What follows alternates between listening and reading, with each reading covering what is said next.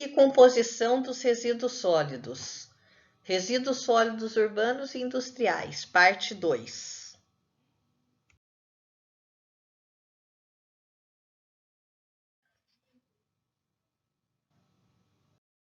Existe uma relação água-resíduos sólidos, por quê? Poluentes podem ser carreados uma vez que são incorporados no ciclo hidrológico. Então, nós temos várias etapas do ciclo hidrológico. Vamos começar pela etapa da precipitação. Então, o que precipita pode ficar interceptado nos telhados, nas folhas das árvores, né? Uma parte vai infiltrar até que a capacidade de saturação do solo seja atingida. Essa parte que infiltra alcança o lençol freático, que é a água subterrânea com a pressão atmosférica, ou pode ser a área de recarga de aquíferos. Aquíferos têm uma pressão maior que a pressão atmosférica. E esses aquíferos, essa água subterrânea, esse lençol freático, tem uma relação com a perenidade dos corpos d'água, né? Dos rios, dos reservatórios, dos lagos. Então, quando não está chovendo, ele contribui para essa perenidade. Então, tendo a contribuição no sentido da água subterrânea para os fundos dos reservatórios, fundo dos rios.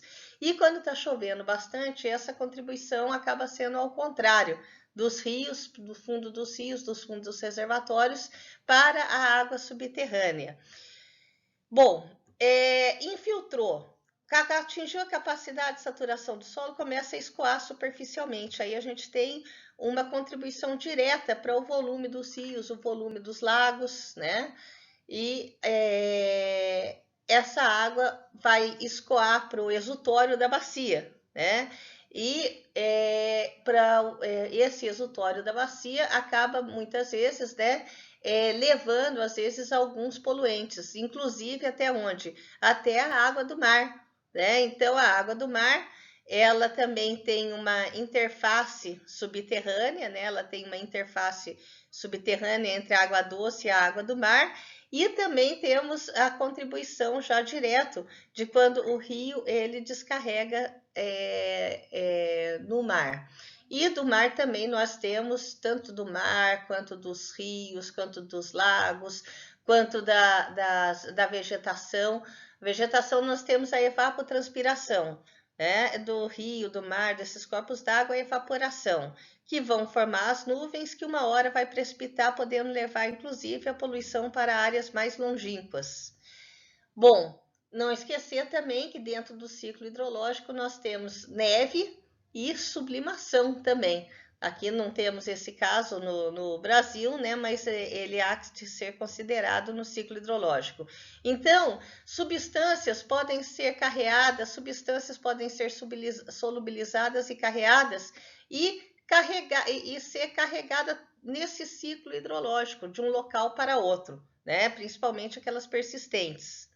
Então, essa é a relação de água e resíduos sólidos. A Política Nacional de Recursos Hídricos, que foi instituída pela Lei Federal 9433 de 97, ela instituiu essa política que até então nós tínhamos bem conhecida, a Política Nacional de Meio Ambiente, né? Mas a Política Nacional de Recursos Hídricos trouxe uma série de instrumentos importantes.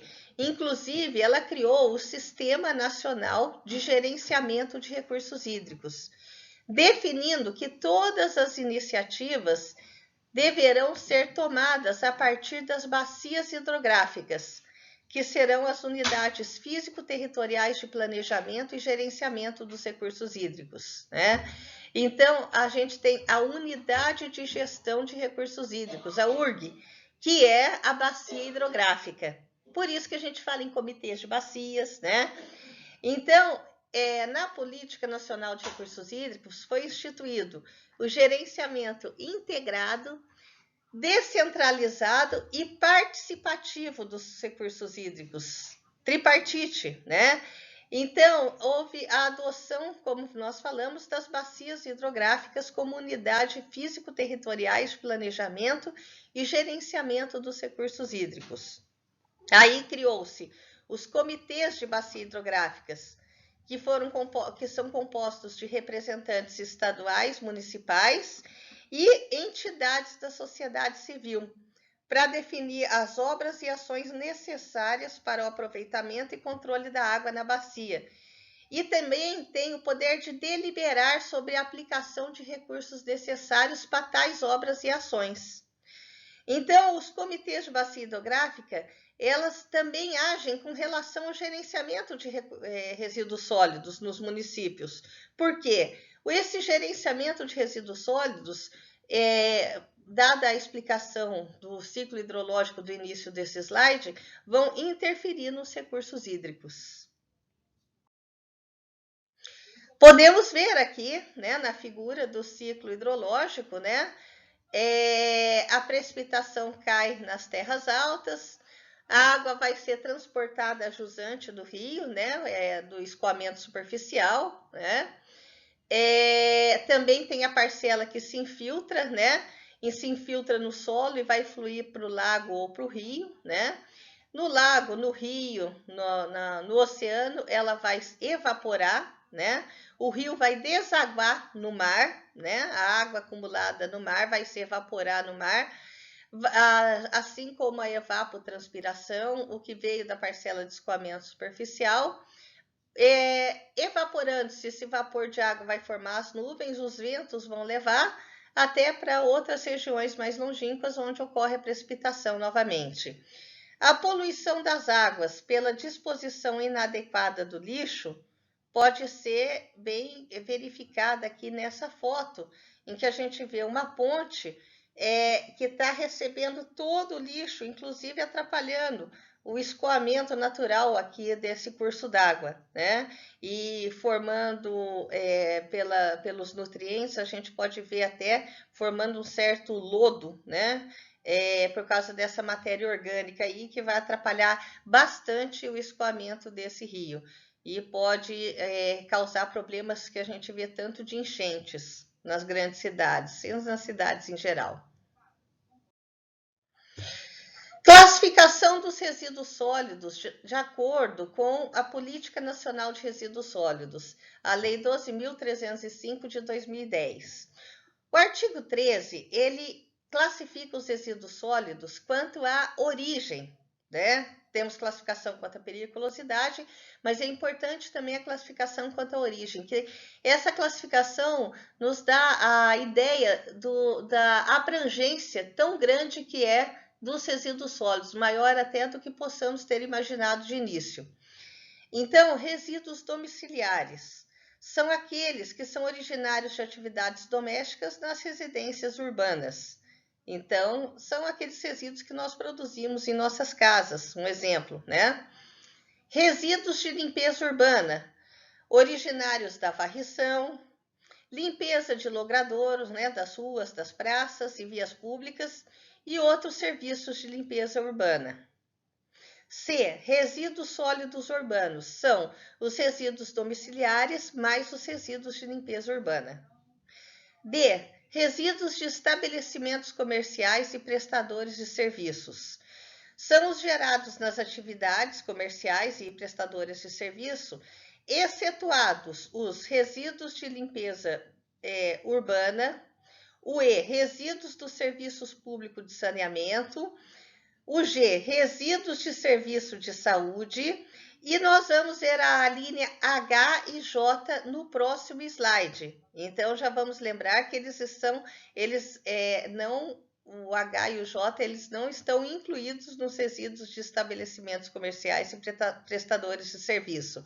As características desses resíduos vão ser muito ligadas, muito correlacionadas à atividade comercial que é desenvolvida ali. Restaurantes, né, a gente vai ter bastante matéria orgânica, mas em geral, em comércio, a gente tem muito plástico, papel, muita embalagem, né? Então é bem característico isso daí dos resíduos de estabelecimentos comerciais. Resíduos dos serviços públicos de saneamento básico. são os gerados nas atividades, excetuados da linha C, que são os resíduos sólidos urbanos. O que a gente pode incluir nisso daí? Né? Os lodos das estações de tratamento de água, os lodos das estações de tratamento de esgoto. Conforme a gente falou em aulas anteriores, quando você faz uma adequação da água de um manancial para o padrão de potabilidade por meio dos processos físico-químicos que ocorrem, dessas operações que ocorrem dentro de uma estação de tratamento de água, você separa aquela matéria que altera essas características, só que a gente não dá fim na matéria. A gente desestabiliza as partículas que estão estabilizadas, inicialmente a gente vai desestabilizar para formar o lodo, e esse lodo vai se separar, né? O floco ele vai se separar por decantação, né, da massa líquida que está sendo tratada, e depois o que a gente não consegue decantar por filtração. Isso forma o lodo da estação de tratamento de água, que tem que ser condicionado e tratado. Da mesma maneira, numa estação de tratamento de esgoto, você tem a separação das partículas, que são os sólidos, né, que a gente vai querer separar para poder condicionar a água, o esgoto, aquele efluente, ao padrão de lançamento previsto em legislação específica. Então, você tem o desarenador, você tem as grades, que são limpas, né? As grades, o desarenador, que também tem a limpeza periódica deles, o decantador primário, que forma o lodo primário, e o decantador secundário no lodo secundário. No exemplo de uma estação de tratamento de esgoto por lodo ativado, né? Então, temos o lodo de esgoto, da ET também. Temos lodo de efluentes industriais, que passam muitas vezes por processo físico-químico. Há uma separação, mas a gente não destrói essa matéria sólida, né? Ele vai sair na forma do lodo. Então, dependendo da composição desse lodo e da periculosidade dele, ele vai virar um resíduo sólido que tem que ser necessariamente gerenciado como tal. Resíduos industriais são os gerados nos processos produtivos. Os processos produtivos está relacionado com o quê? Com a atividade fim da indústria. Então, se ela fabrica detergente em pó, né, são os processos produtivos que levam à fabricação do detergente em pó, né? Se agora as instalações industriais, há uma série de instalações, por exemplo, de apoio, né? Então, o restaurante que gera o resíduo sólido dele, o ambulatório, o serviço de ambulatório, que gera o resíduo sólido dele, a estação de tratamento de efluentes sanitários, que gera o lodo, a estação de tratamento de efluentes industriais, que gera o lodo industrial, né, da ET industrial. E também temos o que? Das embalagens, que chegam os insumos, né? Os resíduos dos insumos, às vezes algum tipo de reforma gera um resíduo eventualmente de construção e demolição. Então, os resíduos industriais, eles vão abranger uma ampla gama de tipos de resíduos. Resíduos de serviços de saúde, os gerados no serviço de saúde, assistência sanitária, né? Conforme definido em regulamento ou normas estabelecidas por órgão do Sistema Nacional do Meio Ambiente e Sistema Nacional de Vigilância Sanitária. H, conforme nós falamos no slide anterior, resíduos da construção civil. São os gerados nas construções, reformas, reparos e demolições de obras de construção civil, incluídos os resultantes da preparação e escavação de terrenos para obras civis. Então, nós temos resolução CONAMA, que faz uma classificação, inclusive, desses resíduos de construção civil, em classe A, B, C e D, né? Inclusive, em últimas resoluções CONAMAs, nós tivemos o quê? Né? A inclusão do amianto, né? Porque o amianto, ele é perigoso, né? Então, há uma subclassificação aí para esses resíduos de construção civil. E são gerados em construções, reformas, reparos e demolições. Então, a gente pode achar ainda caixa d'água de amianto, telha de amianto, se é demolição, né? Nesse caso de demolição, também podemos achar pedaços de vigas, podemos achar pisos, revestimentos, né? Então, e construções também, né? Então, pedaços de tijolo, né? Podemos achar uma série de resíduos, assim como aqueles das áreas de apoio, como também refeitório, como também ambulatório, dependendo do porte da obra, né? As embalagens, né? E a escavação de terreno para obra civil. Então, nós temos a terraplenagem, né? Então, a gente, muitas vezes, ocorre o quê? A sobra desse solo, né? E esse solo, ele tem que ser corretamente gerenciado também como um resíduo da construção civil. Resíduos agro-silvo-pastoris, os gerados nas atividades agropecuárias e silviculturais, incluídos os relacionados a insumos utilizados nessa atividade. E aí a gente pode imaginar os agrotóxicos, os pesticidas, o que é gerado, por exemplo, de dejeto de suíno, dejeto de bovino, né? De aves nas granjas, né? Então, podemos imaginar na indústria, numa planta de cana-de-açúcar, né?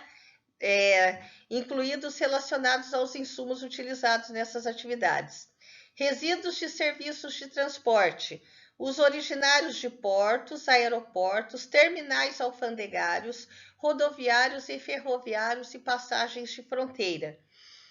A característica dele é muito parecida com o comercial, com os nossos resíduos domésticos, porque tem resíduo de sanitário, né?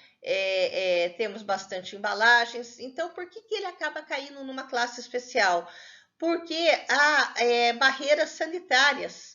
Então, passam nesses locais pessoas de diversas regiões do mesmo país, de diversos países diferentes, né? Então, para evitar que haja a disseminação de doenças, né? A disseminação de pragas, há barreiras sanitárias, né? Então, por isso que ele cai numa classe especial. Muitas vezes precisa até de quarentena para esses resíduos, para cargas, né? Para as pessoas que estão dentro desses locais de transporte. Resíduos de mineração, os gerados na atividade de pesquisa, extração ou beneficiamento de minérios. Classificação dos resíduos sólidos de acordo com a Política Nacional de Resíduos Sólidos, Lei 12.305 de 2010. Quanto à periculosidade, então nós vimos quanto à origem e agora nós vamos ver quanto à periculosidade. Resíduos perigosos são aqueles que, em razão de suas características de inflamabilidade, corrosividade, reatividade, toxicidade, patogenicidade, carcinogenicidade, teratogenicidade e mutagenicidade, apresentam significativo risco à saúde pública ou à qualidade ambiental, de acordo com lei, regulamento ou norma técnica. Então, aqui a gente já fala de 7 características, né? Então, a inflamabilidade, corrosividade, aliás, 8 características. 5 delas, inflamabilidade, corrosividade, reatividade, toxicidade, patogenicidade, já são previstas diretamente na norma NBR 10.004. Mas as características também de carcinogenicidade, teratogenicidade e mutagenicidade, na norma NBR 10.004 também se fala, quando a gente fala do risco à saúde pública, né? Então, na verdade, é uma classificação bem consoante com a NBR 10.004, conforme a gente vai ver em slides posteriores. Resíduos não perigosos, aqueles não enquadrados na linha A, ou seja, que não são os resíduos perigosos. Respeitado o dispositivo no artigo 20, os resíduos referidos na linha D do inciso 1 do caput, se caracterizados como não perigosos, podem, quer dizer, não é que devem, podem em razão de sua natureza, composição ou volume, ser equiparados aos resíduos domiciliares pelo poder público municipal. Então, depende muito da característica do resíduo para que ele possa ou não ser equiparado ao resíduo domiciliar, os resíduos não perigosos. Resíduos perigosos. O decreto regulamentador da Política Nacional de Resíduos Sólidos, decreto 7404 de 2010, em seu artigo 65, ele fala: as pessoas jurídicas que operam com resíduos perigosos em qualquer fase de seu gerenciamento são obrigadas a elaborar plano de gerenciamento de resíduos perigosos. Então, aqueles planos de gerenciamento que há obrigatoriedade, né, do municipal, que trata a lei da Política Nacional de Resíduos Sólidos, a gente fala também, principalmente, que dos resíduos perigosos. É necessário ter o plano de gerenciamento dos resíduos perigosos. E nós vimos já em aulas passadas que o gerenciamento vai envolver as etapas de acondicionamento, coleta, transporte, transbordo, armazenamento, né, tratamento e disposição final ambientalmente adequada dos rejeitos, tratamento dos resíduos, né? Então, todas essas etapas de maneira integrada, de maneira encadeada, de forma que uma fomente a boa execução da etapa subsequente. Então, eles são obrigados a elaborar esse plano de gerenciamento de resíduos perigosos e submetê-lo ao órgão competente do Sistema Nacional de Meio Ambiente e, quando couber, ao Sistema Nacional de Vigilância Sanitária e do SUASA, observadas as exigências previstas nesse decreto, o 7404 de 2010, ou em normas técnicas específicas. Parágrafo único do artigo 65. O plano de gerenciamento de resíduos perigosos poderá ser inserido no plano de gerenciamento de resíduos sólidos. A classificação, de acordo com a norma de resíduos sólidos, classificação de resíduos sólidos, NBR, norma brasileira registrada da Associação Brasileira de Normas Técnicas, ABNT 10.004 de 2004. A NBR 10.004 de 2004, ela classifica os resíduos de acordo com a periculosidade. De acordo, se ele tiver já uma dessas 5 características, conforme a gente já adiantou um pouquinho em slides anteriores: inflamabilidade, corrosividade, reatividade, toxicidade e patogenicidade, sendo que neste último, patogenicidade, excluídos os resíduos sólidos domiciliares e aqueles gerados em estação de tratamento de esgoto sanitário. Porque senão seria tudo perigoso. Porque no esgoto sanitário você tem algumas bactérias patogênicas, como Escherichia coli, né? No resíduo sólido domiciliar, por razão de fraldas, né? Existe também micro-organismos patogênicos, mas esses, quando bem gerenciados, não tem perigo quanto um resíduo proveniente de um hospital, né? E por isso, então, ele fala excluídos os resíduos domiciliares e os gerados em ETs. Então, e a norma NBR 10.004, ela também dá quais são os critérios para que possa dizer se possui a inflamabilidade, a corrosividade, a reatividade, a toxicidade e a patogenicidade. No caso de ser impossível o enquadramento já imediato, já se saber de início dos resíduos no mínimo de uns critérios, no mínimo um dos critérios supracitados, o que a NBR 10.004 nos diz que devemos fazer? Submeter amostras que vão ser retiradas de acordo com norma também, a ensaios tecnológicos, analisando-se as concentrações em extratos líquidos, né? Então a gente vai tirar extratos líquidos, extrair extratos líquidos dessa amostra de resíduo para fazer ensaio nela, para ver os elementos que possam conferir periculosidade, de acordo com alguns anexos da NBR 10.004 de 2004. E aí nós temos que o resíduo classe 1 perigoso são aqueles que apresentam periculosidade, ou seja, devido às suas propriedades físico-químicas ou infecto-contagiosas, podem apresentar risco à saúde pública ou ao meio ambiente.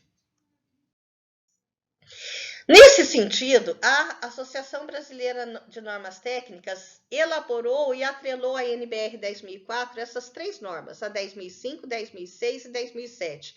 Muitas vezes a gente já chama todas as normas juntas, a 10.004, de série de normas 10.004, né? Porque uma precisa da outra para ser realizada. Por exemplo, a 10.004, para ter a classificação, eu preciso ter a amostragem. Mas como que eu vou fazer a amostragem dos resíduos sólidos? A norma brasileira registrada 10.007, ela vai falar sobre a amostragem de resíduos sólidos e vai estabelecer os critérios de coleta e seleção de uma amostra para que a mesma seja considerada representativa de um todo. A NBR 10.005, ela vai falar sobre a lixiviação de resíduos, um procedimento para obtenção do extrato lixiviado. Então, como que eu vou fazer esse ensaio de lixiviação? Por exemplo, eu vou conseguir segregar algumas substâncias contidas nos resíduos sólidos industriais, através dessa lixiviação, que é a lavagem ou percolação. E aí, esse extrato lixiviado, eu vou analisar, confrontar o resultado desse extrato lixiviado, das concentrações de alguns elementos, com um anexo da norma. E aí, eu vou ver se ele é classe 1 ou não. No caso de não ser classe 1, ser classe 2 não perigoso, existe uma subclassificação. O 2A, classe 2A, que é não perigoso, mas não inerte, e classe 2B, não perigoso e inerte. Como que eu vou diferenciar um do outro? Aí vou fazer um ensaio da NBR 10.006, de solubilização de resíduos. Procedimento para obtenção de extrato solubilizado de resíduos sólidos. Como que eu vou realizar esse ensaio de solubilização, né? Porque eu vou tentar tornar uma amostra de um resíduo sólido solúvel em água. E aí eu vou analisar a concentração dos elementos, né, solúveis em água, ou materiais contidos nesse extrato solúvel. E vou, de novo, comparar com outro anexo da norma com relação a esses elementos. E aí, se algum dos elementos for maior do que é preconizado pela norma, é classe 2A perigoso. Se não, é classe 2A, me desculpem, não inerte. Não perigoso e não inerte. E classe 2B, no caso contrário, não perigoso e inerte. Resíduos classe 1 perigosos. A amostra do resíduo em estudo, sim, ela é enquadrada em pelo menos um dos critérios de periculosidade: toxicidade, patogenicidade, corrosividade. Ele já pode ser aqueles 5 critérios, considerado classe 1 perigoso. Se foram descartados os critérios de periculosidade daquelas 5 características, a gente ainda tem que proceder ao ensaio de lixiviação. Então, a gente vai formar o percolado, o lixiviado. Então, são considerados classe 1 perigosos aqueles cujos resíduos sólidos, cujas amostras foram submetidas ao teste de lixiviação. E aí, ao serem submetidas, aquele extrato lixiviado apresentou concentrações superiores às preconizadas no anexo F da NBR 10.004. Pelo menos um elemento ter concentração superior, ele já vai ser resíduo classe 1 perigoso. Se as concentrações todas forem inferiores, né, a esse anexo, né, será efetuado o ensaio de solubilização para avaliar se o resíduo é classe 2. E aí, o extrato solúvel, a gente vai comparar, confrontar com as concentrações dos elementos no anexo G da norma, né? Porque daí a gente vai ver se ele é não perigoso não inerte ou não perigoso e inerte. Lembrando que os resíduos radioativos ficam fora dessa classificação, em razão de seu gerenciamento ser de competência do Conselho Nacional de Energia Nuclear.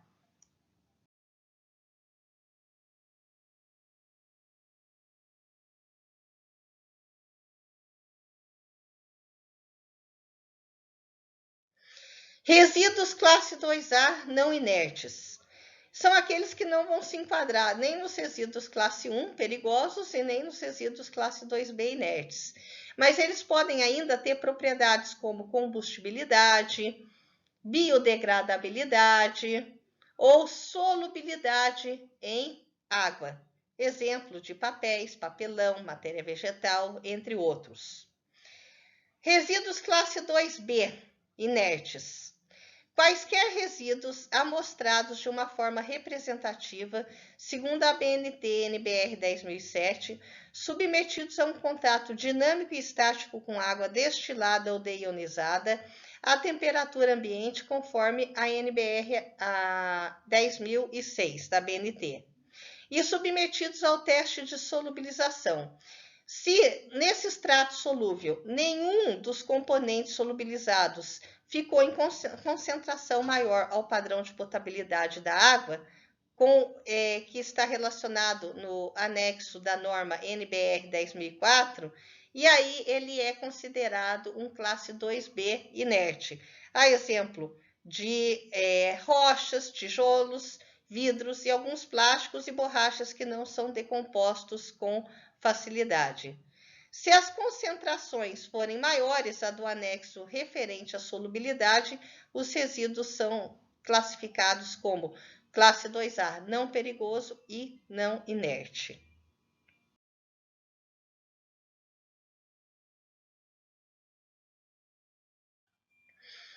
Responsabilidades dos geradores de resíduos sólidos e do poder público de acordo com o decreto 7404 de 2010. O artigo 5º fala que fabricantes, importadores, distribuidores, comerciantes, consumidores e titulares de serviços públicos de limpeza urbana e de manejo de resíduos sólidos são responsáveis pelo ciclo de vida dos produtos, ou seja, todos nós que participamos em alguma fase do ciclo de vida, naquela fase que nós estamos relacionados, nós somos responsáveis sim pelo ciclo de vida desse produto, né?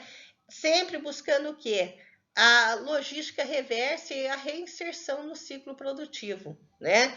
Então, a responsabilidade compartilhada será implementada de forma individualizada e encadeada, ou seja, nós temos que agir com nossos resíduos, tomar ações de maneira a fomentar um bom transporte na logística reversa, cuidado com o meio ambiente, e que o resíduo ele possa ser reciclável, que a gente não acabe com na maneira que a gente gerenciar esse resíduo, a gente não acabe com a capacidade dele de ser reciclável, né? Então, por exemplo, misturar papel com papel higiênico, né? Então, quer dizer, senão o papel que seria reciclável acaba ficando junto com o papel higiênico, fica tudo não reciclável.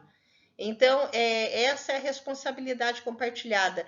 Todos nós pensamos no objetivo comum, que é a reinserção no ciclo produtivo e uma boa logística reversa, né? E que haja um bom sistema de coleta, um bom sistema de acondicionamento, sempre de maneira encadeada, para que a gente possa fomentar a boa ação da etapa subsequente àquela que nós estamos verificando. E responsáveis, né? Somos responsáveis por ela. Artigo 6º. Os consumidores são obrigados, sempre que estabelecido o sistema de coleta seletiva pelo Plano Municipal de Gestão Integrada de Resíduos Sólidos, ou quando instituídos sistemas de logística reversa, na forma do artigo 15, a condicionar adequadamente, foi o que a gente acabou de falar aqui, né? A condicionar de maneira adequada para que a gente possa permitir fomentar o processo de reciclagem, reutilização ou reinserção no ciclo produtivo. E de forma diferenciada, os resíduos sólidos gerados e a disponibilizar adequadamente os resíduos sólidos reutilizáveis e recicláveis para coleta ou devolução. Parágrafo único do artigo 6º. A obrigação referida no caput não isenta os consumidores de observar as regras de acondicionamento, segregação e destinação final dos resíduos previstas na legislação do titular do Serviço Público de Limpeza Urbana de Manejo de Resíduos Sólidos. Fazer a coleta seletiva, por exemplo, direitinho. Artigo 7º. O poder público, o setor empresarial e a coletividade são responsáveis pela efetividade de todas as ações voltadas para assegurar a observância da Política Nacional de Resíduos Sólidos e das diretrizes e determinações estabelecidas na Lei 12.305 de 2010 e nesse decreto. Ou seja, todos nós somos responsáveis para que essa política ela funcione de maneira bem eficaz e atinja os objetivos do desenvolvimento sustentável, né, conforme foi dito em aulas anteriores. Características dos resíduos sólidos. Nós temos parâmetros físicos, químicos e características biológicas, a gente vai falar um pouquinho na aula de hoje. Parâmetros físicos, geração per capita, quanto cada um de nós gera de resíduo por dia. Composição gravimétrica, né? Qual é a composição em massa de dados materiais, como plástico, papel, plástico mole, plástico duro, borracha, diversas categorias, né, de resíduos, e isso é dado em porcentagem. Peso específico aparente, né? Então a gente vai ver uma relação entre a massa e o volume daquele resíduo sólido. Teor de umidade, quanto de umidade a gente tem desse resíduo sólido. A compressividade, a característica que ele tem de ser compressível, ou seja, submetido a uma certa pressão, quanto que reduz o seu volume. A composição física do lixo é calculada através da determinação do percentual de seus componentes mais corriqueiros, metais, vidros, plástico, matéria orgânica, etc. Parâmetros químicos. Potencial hidrogeniônico, ou seja, o pH. O pH a gente lembra que é menos o log da concentração de H+. Então, quanto mais ácido o ambiente, mais concentração de H+, e o pH ele é menor. Teores de elementos químicos, carbono, enxofre, nitrogênio, potássio, fósforo. Então, temos nutrientes, micronutrientes, macronutrientes presentes nesses resíduos. E as características biológicas são os micro-organismos que estão presentes nos resíduos, inclusive aeróbios, anaeróbios, né? A gente vai falar um pouquinho sobre isso também nos slides posteriores.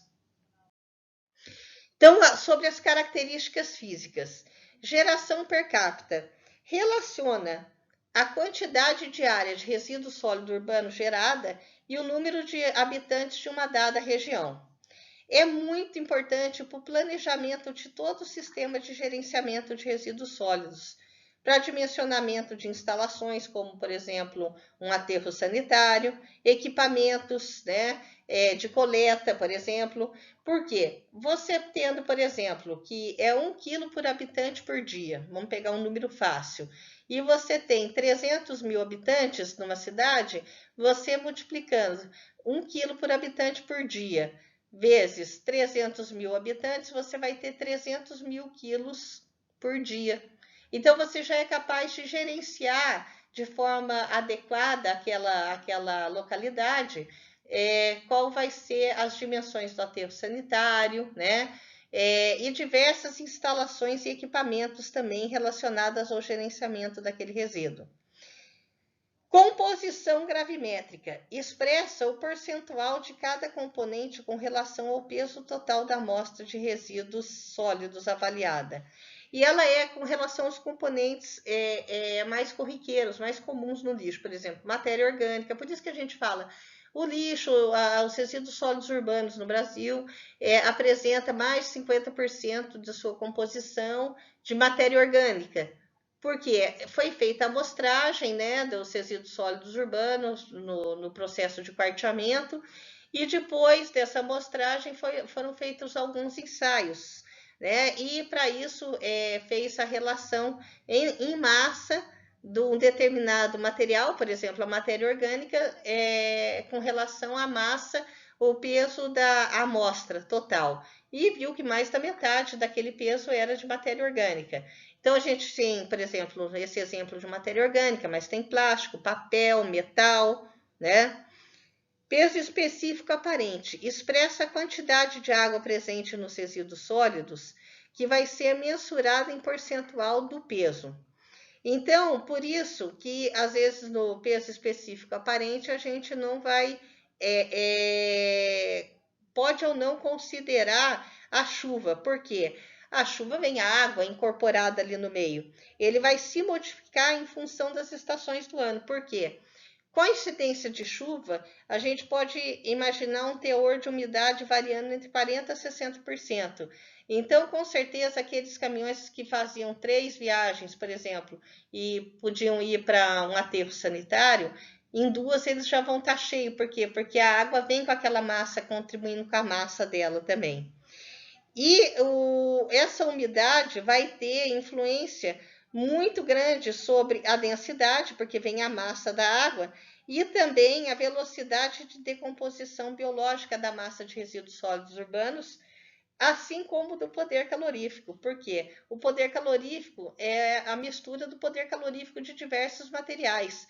Quanto mais úmido, né, mais a gente tem o poder calorífico aí prejudicado, né, em razão dessa umidade que tem que ser eliminada antes do aproveitamento do poder calorífico dessa massa de lixo, que é a mistura de vários materiais com poder caloríficos diferentes. Então, os resíduos sólidos domiciliares, a densidade aparente, mais ou menos em 200 kg para cada metro cúbico. Quando ele já está compactado, isso daí aumenta para mais ou menos 450 kg por metro cúbico. Compressividade. Ele vai expressar a redução do volume que uma massa de resíduo sólido pode suportar quando ela é compactada. Ou seja, é o grau de compactação. Então, de Almeida e Vilhena, eles dão um exemplo aqui. Submetido a uma pressão de 4 kg por centímetro quadrado, o volume dos resíduos sólidos urbanos pode ser reduzido de 1/3 a 1/4 do seu volume original. Aí, a gente não pode esquecer, quando vai fazer o cálculo de aterro, né, dos equipamentos de coleta de resíduo sólido urbano, é a tendência de se expandir depois que acaba aquela pressão, né? Quando a pressão que compacta a massa de resíduo sólido urbano, ela é retirada, então ela tem a tendência a se expandir novamente. Então, de modo similar à compressão, mas não chega a retornar o volume anterior. Esse fenômeno é chamado de impolação e deve ser respeitado nas operações de aterro com resíduo sólido. Teor de materiais combustíveis e incombustíveis. De acordo com de Almeida e Vilhena, a quantidade de materiais que se prestam à incineração de materiais inertes. Juntamente com a umidade, né, ela vai também, de modo aproximado, nos dar informações acerca das propriedades de combustibilidade desses resíduos. Características químicas, poder calorífico. Poder calorífico, característica química que representa a capacidade potencial de um material desprender determinada quantidade de calor quando é submetido à queima. O poder calorífico médio do resíduo sólido domiciliar se situa na faixa de 5.000 quilocalorias para cada quilograma. De Almeida e Vilhena, eles definem como a quantidade de calor gerada pela combustão de 1 kg de resíduo sólido urbano, misto, né? E não somente dos materiais facilmente combustíveis. É muito importante essa variável, esse parâmetro, quando nós estamos dimensionando, considerando instalações de incineração. pH é o potencial hidrogeniônico. Indica o teor de acidez ou alcalinidade dos resíduos sólidos. Né? Acidez quando eu tenho bastante concentração de H+, né? E essa concentração de H+, lembrando que o pH é menos o log da concentração de H+, diminui o valor do pH. Então, valores baixos de pH são ambientes mais ácidos e valores maiores mais alcalinos. Normalmente, situa-se na faixa entre pH entre 5 a 7. Características químicas. Composição química. Teores de matéria orgânica, carbono, nitrogênio, potássio, cálcio, fósforo, magnésio, ferro, zinco, cobre, manganês, sódio e enxofre. São macro e micronutrientes, assim como nós precisamos, né, dos macro e micronutrientes, a biota que está dos resíduos sólidos, e no caso da gente estar falando de tratamento até aeróbio, tratamento anaeróbio, né? Essa biota e as necessidades nutricionais de micro e macronutrientes acaba sendo bem importante para a gente fazer esse controle operacional, por exemplo, de uma compostagem, que é aeróbia. Ou de uma biodigestão da fração orgânica de resíduos sólidos urbanos, que é anaeróbio. Também temos resíduo mineral total, resíduo mineral solúvel e gorduras e teor de cinzas. Quando eu avalio em conjunto com os parâmetros, relação carbono-nitrogênio, que é o próximo parâmetro que a gente vai explicar, e o pH, ele é significativo para a escolha da forma mais apropriada de tratamento, principalmente a compostagem, e também forma de disposição final. Relação carbono-nitrogênio, relação CN. Ele vai nos dar informações sobre o grau de decomposição da matéria orgânica dos resíduos sólidos em processos de tratamento de disposição final, como, por exemplo, a compostagem. A gente vai vendo essa relação carbono-nitrogênio. Começa em 30:1, deve terminar lá no 18:1, porque as bactérias, os micro-organismos, eles assimilam a quantidades em proporções diferentes o carbono e o nitrogênio. E isso daí vai dando uma relação diferente de acordo com o que vai sendo desenvolvido a decomposição, nos dá informações acerca do grau de decomposição.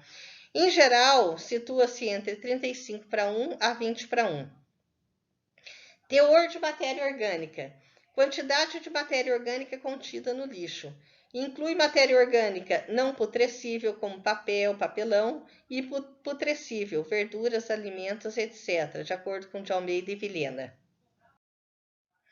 Características biológicas. Elas são representadas por agentes patogênicos e, conforme a gente falou, a população microbiana presente no resíduo sólido, né? Em conjunto com as características químicas, elas proporcionam o quê? Subsídios para a escolha do melhor método de tratamento e disposição final que seja mais apropriado àquele resíduo sólido em questão. A decomposição aeróbia, a exemplo da compostagem, ela é muito mais rápida. E quais são os subprodutos que vão resultar? Gás carbônico, sais minerais de nitrogênio, potássio, fósforo e outros macro ou micronutrientes solúveis em água e assimiláveis com facilidade pelo sistema radicular das plantas. Por isso que a gente fala que o quê? Está sendo produzido matéria orgânica com característica física e química bem diferente do que é a original, né? E que vai formar o composto umificado, o humus, e ele é o nosso adubo natural, que vai ser bem assimilado com facilidade pela raiz das plantas, as raízes das plantas. E também alguns compostos orgânicos de mais lenta biodegradabilidade, em geral de natureza fibrosa ou coloidal. E eles são adubos, bons condicionadores do solo, por exemplo, o humus natural, essa decomposição aeróbia, ou seja, os micro-organismos precisam do oxigênio como aceptor de elétrons, eles que vão receber o oxigênio, que vai receber os elétrons que foram doados da matéria orgânica que foi oxidada. Decomposição anaeróbia, ela é mais lenta, né? Então, vai originar subprodutos em estágios intermediários de degradação. Nós vamos ver mais adiante no curso quais são as fases, as etapas da digestão anaeróbia, que a gente fala aqui só para já ter uma certa ideia, uma familiaridade com o nome, né? Então, tem a hidrólise, né? Nós temos essa fase de fermentação, né? Nós temos a acetogênese, formação de acetato, né? Nós temos a metanogênese, formação do metano, e a sulfetogênese. Então, a gente vai estudar cada uma dessas fases de modo adequado quando chegar a hora de estudarmos a digestão anaeróbia. E isso vai gerar subproduto em estágio intermediário de degradação, a exemplo de hidrogênio, de CO2, do acetato, de butirato, né? Ácidos orgânicos e a amônia, eles são nocivos e contaminantes. E gases também, vai gerar gases como o gás sulfídrico. O biogás vai ser gerado e é uma mistura de vários gases, né? Então vamos ter o metano, o dióxido de carbono e também o gás sulfídrico em porções por milhão. Ele é mal cheiroso, o gás sulfídrico, e dá um efeito estético indesejado e toxicidade. Um exemplo de decomposição anaeróbia é o que ocorre predominantemente no ambiente de aterro sanitário. Por isso que a gente tem o biogás, como ele tem metano, acaba sendo aproveitado quando dá viabilidade econômica, né, aproveitado para uso energético. E também a biodigestão da fração orgânica de resíduos sólidos urbanos, quando a gente consegue fazer a prévia separação deles. Também gera o biogás como subproduto. E o chorume, né? Tanto que a gente fala bastante do chorume aí nos aterros. Bom, conforme a gente já falou um pouquinho nas aulas anteriores e foi falando sobre preceitos da economia circular, né? O que acontece? A gente vai priorizar a utilização de energia renovável, né? E lembrar que os materiais são finitos, né? Então a gente vai tentar substituir os materiais, regenerar, restaurar esses materiais, né?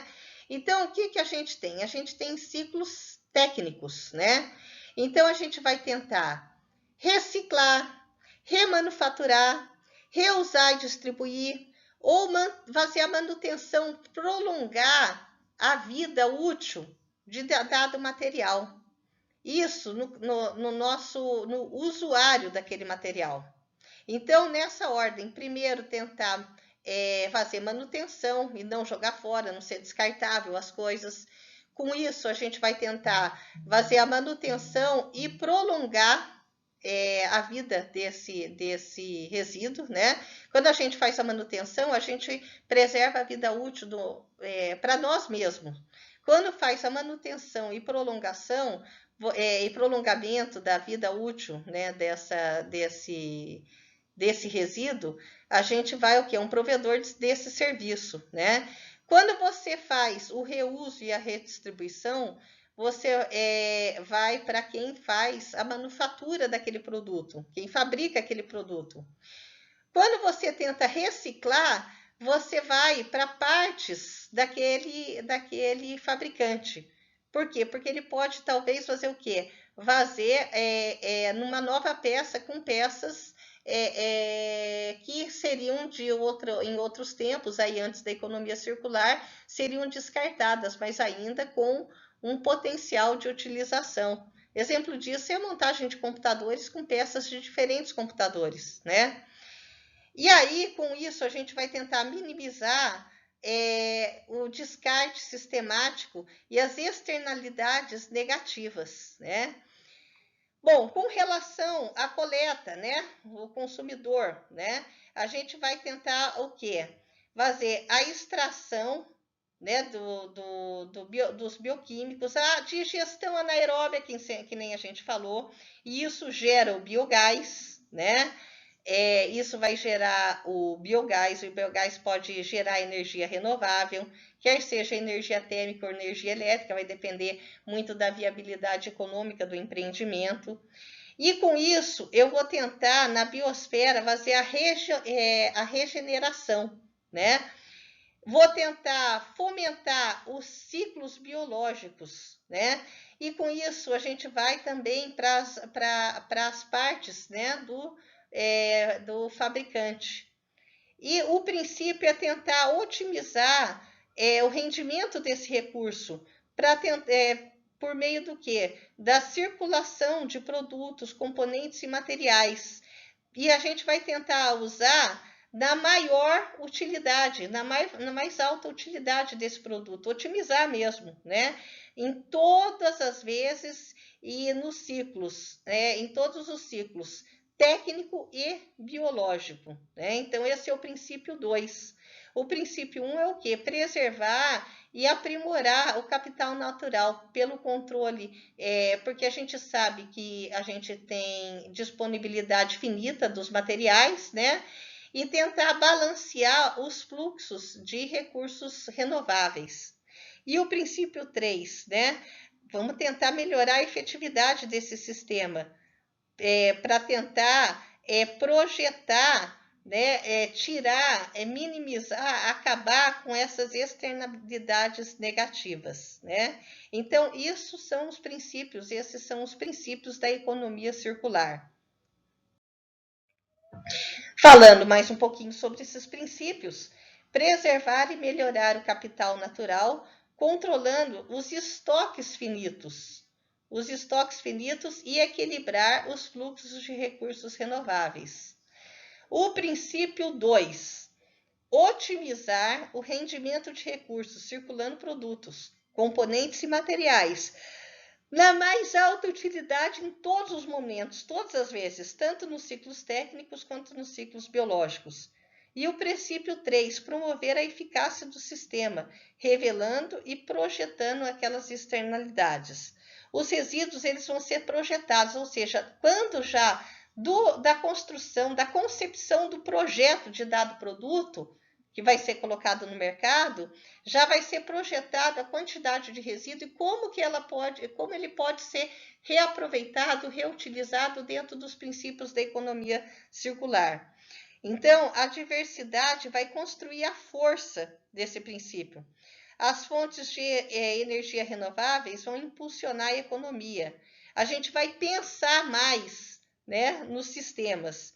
Os preços ou outros mecanismos de feedback devem refletir os custos reais para que essa economia circular possa ocorrer. Porque se a gente não pensa nos custos reais, ela acaba morrendo logo no começo, pela inexequibilidade. Então, a gente tem que pensar nos custos reais disso. A economia circular. Vamos falar desse primeiro, né, desse primeiro símbolo, né, dos nossos ciclos ali, que como está acima no canto direito superior desse slide. Esse símbolo significa o poder de circular por mais tempo, né, que vai se referir à maximização do número de ciclos ou o tempo de cada ciclo de produto. Por exemplo, reutilizar um produto maior número de vezes, prolongando a vida útil do produto, tanto quanto for possível, a gente reutilizar esse produto, e aí, com isso, prolonga a vida útil desse produto. Cada ciclo prolongado vai evitar material, né, matéria-prima, energia e trabalho de criar um novo produto ou componente. Para produtos que requerem energia, a vida útil ótima deve levar em conta a melhoria do desempenho energético ao longo do tempo, ou seja, a gente também tem a energia gasta para, por exemplo, reciclagem, né? E essa energia gasta ela deve ser otimizada ao longo do tempo para que o processo de reciclagem seja fomentado cada vez mais para esse tipo de produto e todos os produtos que a gente deseja fazer economia circular. O poder do círculo interno refere-se, né, então que está até em azul mais escuro, à ideia de quanto mais apertado o círculo, mais valiosa a estratégia, quanto mais interior aquele círculo. Reparando e mantendo um produto, por exemplo, um carro, vai preservar a maior parte do seu valor. Quer dizer, se deixar, né, o carro sem manutenção, essas coisas, logo ele vira um carro sem utilidade e perde o valor. E acaba tendo a necessidade de aquisição de um novo produto. Se isso não for mais possível, componentes individuais podem ser reutilizados ou remanufaturados. Ele vai preservar mais valor do que apenas reciclar os materiais. Os círculos internos preservam mais de um produto. Então, a gente vai ter, o que vai ter incorporado nessa preservação? A integridade do produto, a complexidade que é para a manufatura daquele produto, quando você preserva a integridade dele, você está preservando todo o trabalho, energia e matéria-prima que foi utilizada, gasta para fazer aquele dado produto, e o trabalho e energia que está incorporado naquele produto, né? Por exemplo, o exemplo de um carro. O poder do uso em cascata, né? Então tá o símbolo aqui do uso em cascata que tem na economia circular. Ele refere-se à diversificação do reuso em toda a cadeia de valor. Por exemplo, Quando roupas de algodão são reutilizadas, primeiro como roupa de segunda mão, em seguida ela pode atravessar para a indústria de móveis, como preenchimento de fibra de estofados, e preenchimento de fibra pode ser posteriormente reutilizado em isolamento de lã de rocha para construção. Ou seja, sempre há um uso que seja bem útil para aquele material, inclusive aquele que já foi reusado, né? Substituindo o influxo de materiais virgens na economia em cada um desses casos aí de uso que a gente acabou de mencionar. Além da seleção de materiais, outras áreas importantes para o projeto circular economicamente bem-sucedido são fazer componentes padronizados, produtos projetados, porque senão um produto não cabe no outro porque é de outro ano e eu não posso fazer a substituição por um produto que seria ótimo ainda de uma parte desse produto, né? Eu acabo inviabilizando a substituição. E isso daí acaba fazendo com que os bens sejam descartados antes do término da vida útil, né? Projeto para facilitar separação ou reutilização de produtos no final da vida útil. Então, o fabricante já pensar em como que vai ser descartado aquele bem ou material ao final, quando se findar a vida útil desse produto ou material. E critérios de projeto para fabricação que levem em conta possíveis aplicações úteis de subprodutos e resíduos. Então, isso daí é muito interessante, sobretudo quando a gente fala até em banco de resíduos, né? Mas também podemos falar em resíduos pós-consumo. E isso deve estar, inclusive, embasado em modelos de negócios de economia circular que também devem ser levados em conta na hora de projetar os produtos. Finalmente, mecanismos de feedback devem ser desenvolvidos entre os projetos e as atividades de fim de uso. O resíduo ele vai ser projetado. O resíduo na economia circular ele não existe, ele é projetado, ele já é pensado desde o projeto, do início, da concepção daquele bem ou serviço ou material. Materiais biológicos não são tóxicos e podem ser facilmente retornados ao solo por compostagem ou digestão anaeróbia. Então, na hora que a gente fala do ciclo biológico, é isso que a gente pensa. Materiais técnicos, quando a gente fala do ciclo técnico, que nem polímeros, ligas e outros materiais feitos pelo homem, eles são projetados de tal maneira para serem recuperados e atualizados. Dessa forma, nós vamos minimizar a entrada de energia necessária e maximizar a retenção do valor, porque cada ciclo ele preservava o valor, né? A gente acabou de ver em slides anteriores, em termos tanto de economia quanto de recursos. O poder dos insumos puros, né? Então, a gente tem o símbolo aqui para falar da importância do poder dos insumos puros. Esse poder reside no fato de que os fluxos de material não contaminado aumentam a eficiência de coleta e redistribuição. Foi o caso que a gente deu do exemplo do papel misturado com papel higiênico. Se eu não misturar esses dois tipos de papel, né, eu não vou contaminar e com isso vai aumentar a eficiência de coleta e redistribuição. Mantendo qualidade, particularmente de materiais técnicos, que, por sua vez, se eu mantenho a qualidade e não contamino o material, ele é mais facilmente reciclável e vou aumentar a longevidade. E com isso vai aumentar a produtividade, né, a vida útil desse material. Essas são as referências bibliográficas da aula de hoje. Agradeço muito pela atenção dispensada à aula. Muito obrigada.